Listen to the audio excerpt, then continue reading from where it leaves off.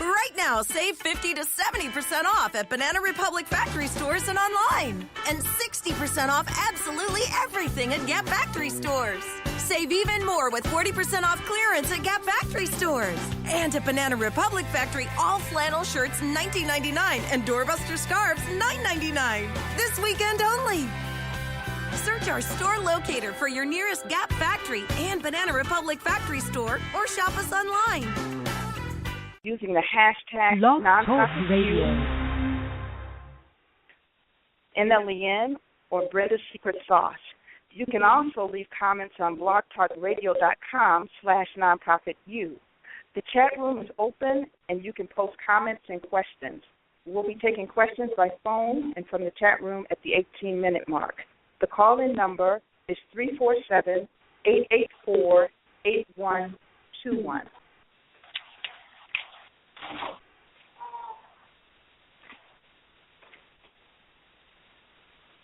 Today's guest is Brenda Palms Barber, CEO of the North Lawndale Employment Network, or NLEN for short. Brenda Palms Barber has been the executive director of the North Lawndale Employment Network since its founding in 1999. She has a Master of Science in Nonprofit Management from the Furtis Institute, and under her leadership, NLEN has grown from 2 to 21 employees and provides job training and financial literacy to over 2,000 men and women. She launched a Sweet Beginning social enterprise, which produces local honey and skincare products under the beelove brand, where 383 returning citizens have been employed since 2007.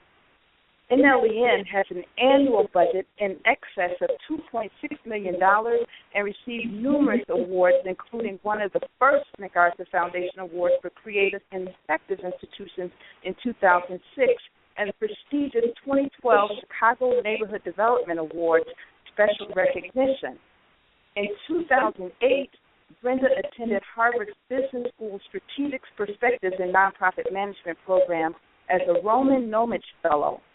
Brenda is also a graduate of the Chicago Urban League's Next One program, an intensive business marketing entrepreneurial training program that included classes at Northwestern University's Kellogg School of Management. Most recently recognized as ComEd's Power of One Neighborhood Hero and the 2014 Essence of an Angel Award by Chicago State Foundation, Brenda and NLEN, they assist North Lawndale residents through innovative employment initiatives that lead to economic advancement and an improved quality of life. So, Brenda, when you moved to Chicago 15 years ago to start NLEN, you found a community that ranked in the top 6 in the state with respect to prisoners returning home. What were you thinking when you packed up and moved here? And full disclosure, I am a resident of North Lawndale, born and raised. Well, first of all, Valerie, I have to say it's a pleasure to be on your show and to honestly be selected as your very first guest. I have long had so much respect for you and your leadership in North Lawndale, but really throughout the city as an economic and workforce development professional. So thank you for the opportunity.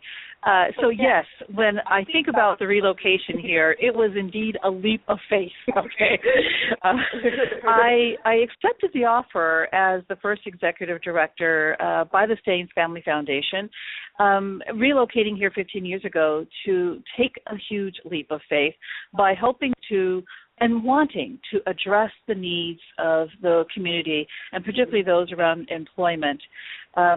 It was certainly a great responsibility and an honor to be held in trust to really help to give life to the vision that the community had. Awesome. So the vision of the North Lawndale Employment Network and the focus really was a very community-driven, community-rooted outcome of that planning process that they went through. Oh, great. You know what? I really love the level of transparency and disclosure on your website. In fact, you're one of the few organizations that I know of that shares your theory of change. And when I talk about theory of change, we're talking about a program logic model that will look at goals and objectives and how you're going to get there, what activities you need to get there. Generally speaking, organizations keep that kind of stuff private because they're so afraid of competition, but you put that right out there on your website. Would you care to tell us more about your theory of change, and can you also let us know if that transparency has helped you, hindered you? What have been some of the pros and cons? Well, first, thank you. I think that's a great question, and I take a lot of pride, in all honesty, in being a transparent organization. I think it's important that if you are striving to be a best practice organization, that people are able to access information about your organization, and that there should be no stone unturned. We are public servants. We are held in trust, and therefore I think it's really important to let folks know who we are and what we're doing and how we're doing that work. We also spend a lot of time reflecting on our lessons learned and making course corrections, and that's reflected in the theory of change and our logic models that you see that are posted on our website.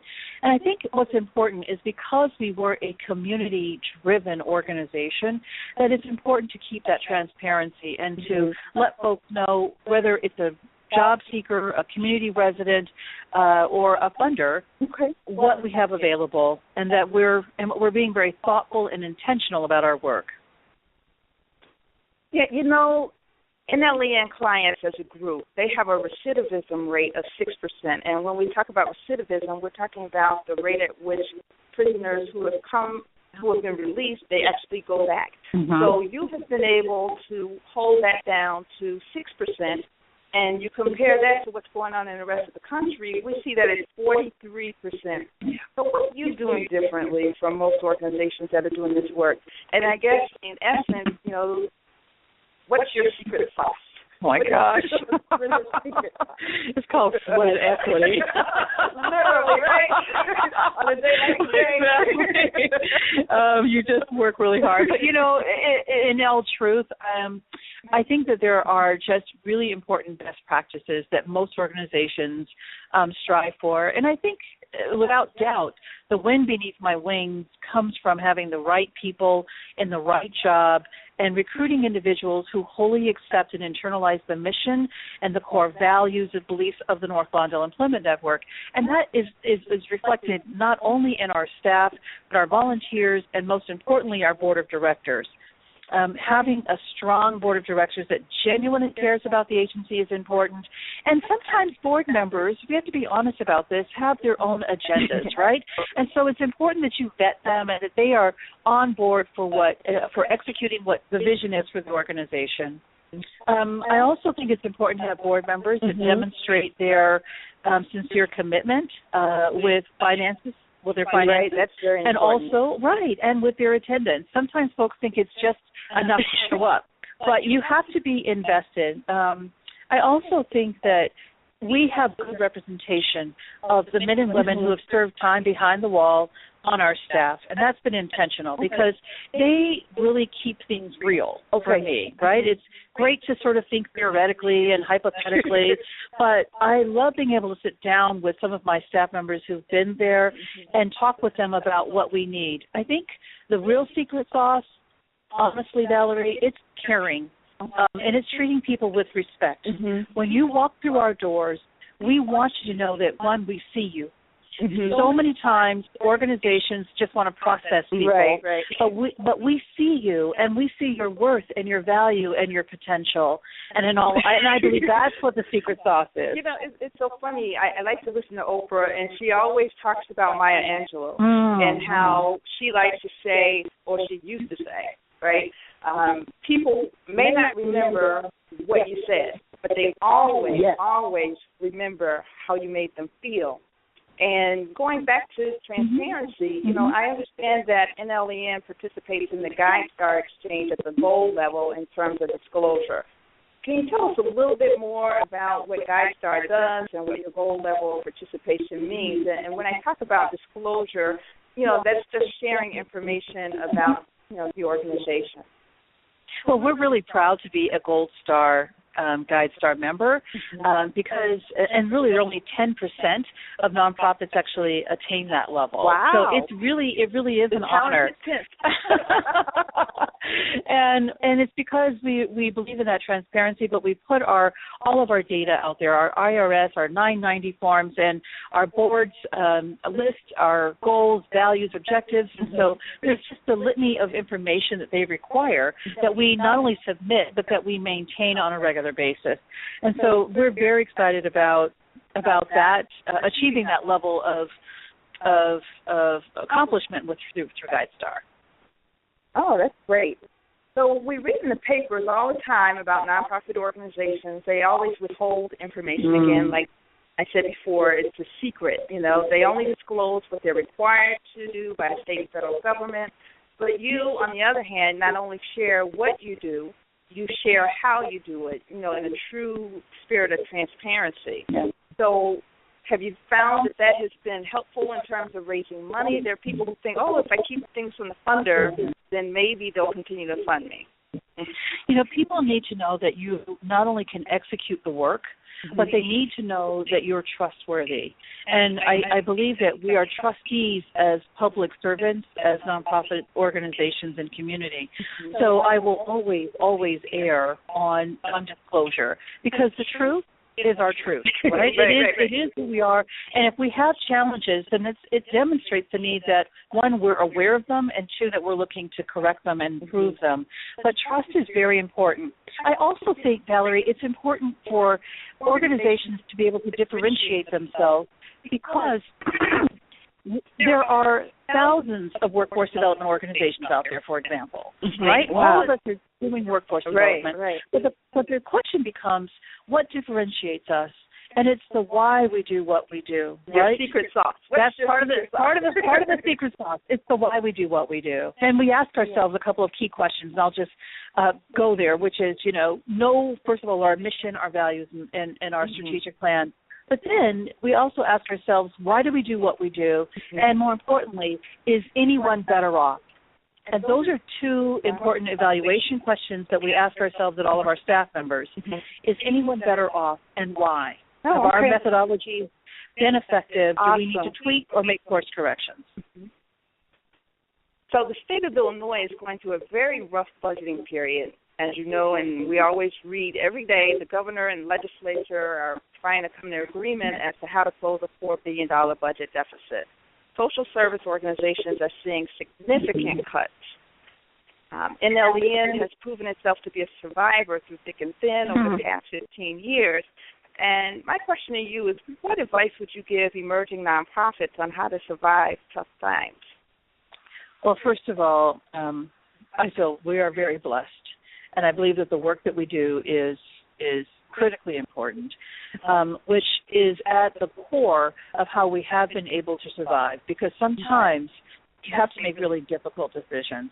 So my first recommendation is to always develop a plan B and possibly a plan C, and understand that as an emerging nonprofit or even an established nonprofit, there will always be ups and downs. So I savor my ups and I plan for my downs, because both are inevitable. They're both inevitable. Diversifying our funding, and that means for us, it's not just your local government support, city support, state support, federal support, but it's also your private donations, individual contributions, board contributions, and now, of course, social media is creating another space for diversifying funding. So it's important to diversify your funding as much as possible. Contract ultimately with a professional grant writer. You can't play. You have to deliver the best quality, representation of your work. And sometimes it just simply requires, some of us think we can save money, if we do it ourselves. Right. But I think I've always erred on contracting with professionals where needed, whether it's financial or whether it's grant writing or even social media, to make sure that we have the capacity to do what we do. And I don't know, I know you're not looking for this, but I know you're an awesome grant writer yourself, and so that's a great resource to have, someone that has your kind of capacity and care. I would also say that create an annual fundraising event, something that is your agency's signature event. that really helps people to understand and engage with your work in a unique way. I think people are moving away from a lot of traditional kinds of dinners, if you will, chicken dinner. So challenge yourself to think creatively about who you serve, how you serve them, and how do you engage your funders in a way that's refreshing and new for them. Right. Have you ever thought about crowdfunding? Have you ever tried that one? We are absolutely making that part of our fund development strategy this year. And there's also another one, Fundly, for example, is another one that we're looking at. So, yes, definitely tapping into those strategies. And then I think the other thing that sometimes we take for granted is in your survivability, it's important that you are able to articulate your story. Figure out how to tell your sort of story. In the business world, it's your commercial. What do we call it? Your elevator pitch, right? And so what's your elevator pitch when you talk about the impact of your work? And do it like in a minute. You know, what is it you do, why you do it, and what kind of impact people can expect. Okay, awesome. And then last of all, face the brutal facts. I'm sorry, but you have to be really honest about your impact, be honest about whether you should be doing this work, be honest if, why are you struggling? Is it just because of the economy, or is it because somehow the demand for the services you're providing isn't there? And that's a tough question, but don't be afraid to ask to be brutally honest and face the brutal facts. Right. And then one of the ways you can address that is through a strategic planning process.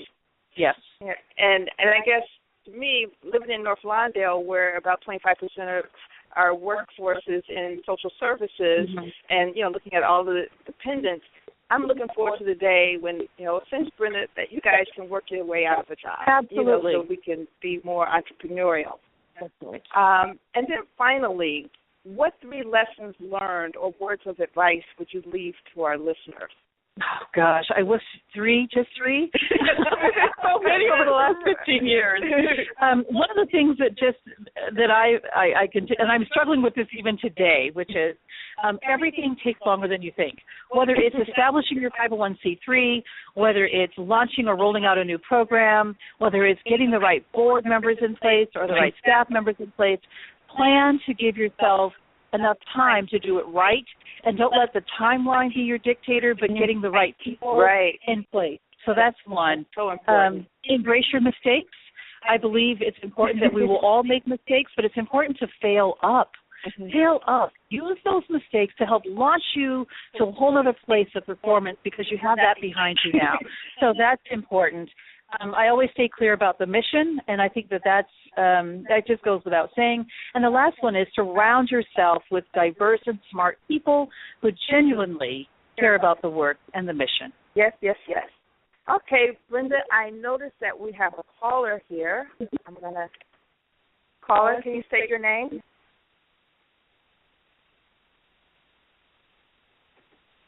Okay, we seem to have dropped that call. Okay, so Brenda, at this point,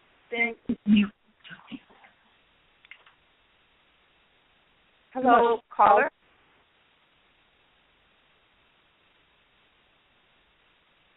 Okay, we seem to have lost that caller. So Brenda, when I look at your programs, I'm going to ask you, and you may not have a job after this, what's your favorite program? You know what? That is so not fair. That is so not fair. They're all your babies. Right. It's like asking a mom, to choose which of her kids she has a favorite of, and I'm excited about them all. And I have a special place for U-Turn Permitted because it is the program by which most of our clients are served through, and it's our flagship program. It's the very first program that we've ever that we launched.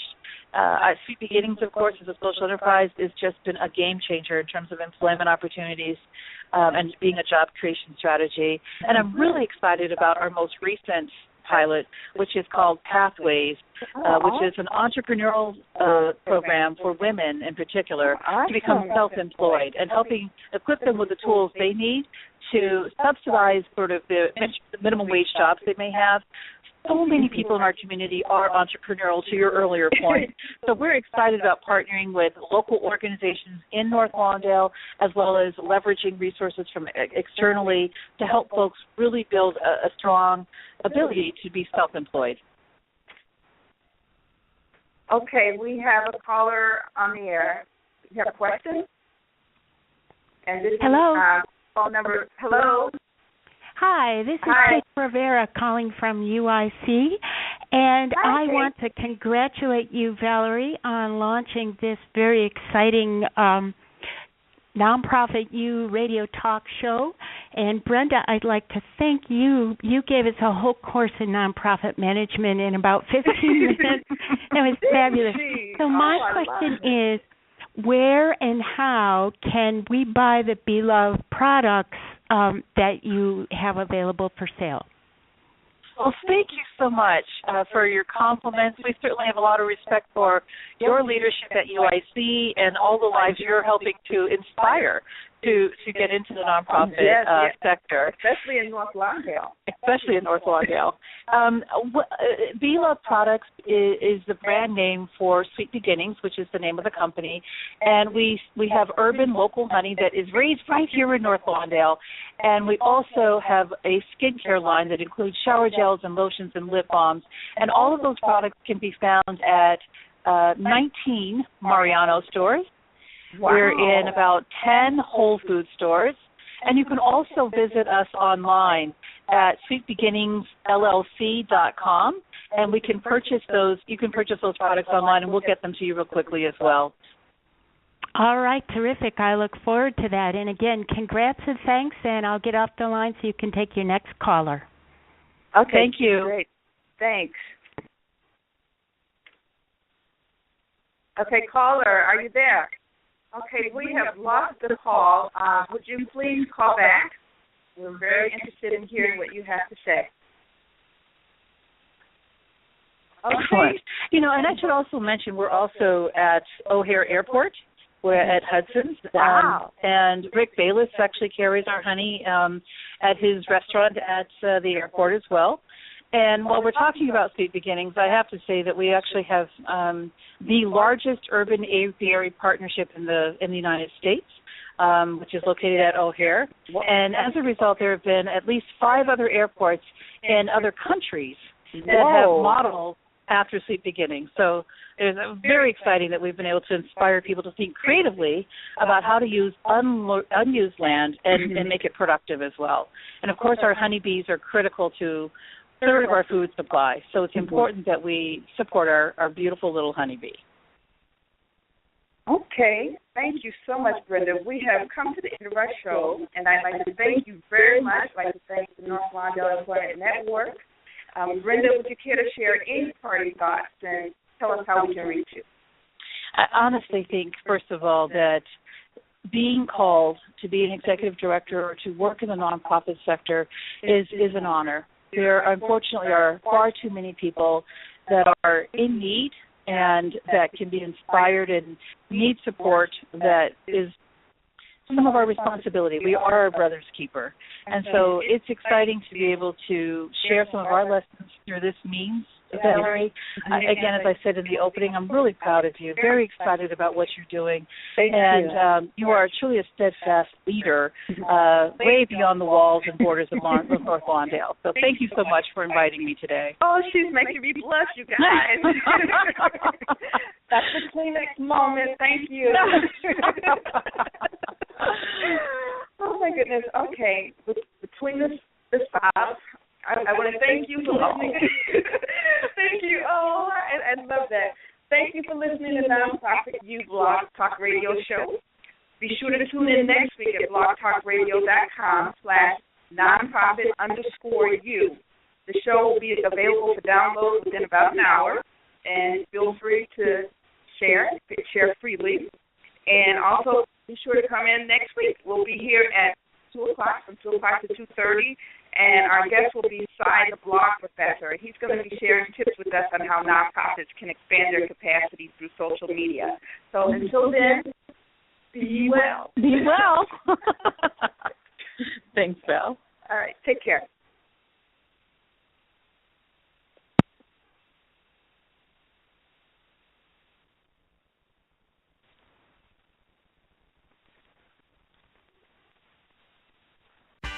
Right now, save 50 to 70% off at Banana Republic factory stores and online. And 60% off absolutely everything at Gap factory stores.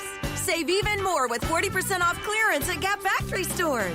And at Banana Republic Factory, all flannel shirts $19.99 and doorbuster scarves $9.99. This weekend only. Search our store locator for your nearest Gap factory and Banana Republic factory store or shop us online. Right now, save 50 to 70% off at Banana Republic factory stores and online. And 60% off absolutely everything at Gap factory stores. Save even more with 40% off clearance at Gap factory stores. And at Banana Republic Factory, all flannel shirts $19.99 and doorbuster scarves $9.99. This weekend only. Search our store locator for your nearest Gap factory and Banana Republic factory store or shop us online.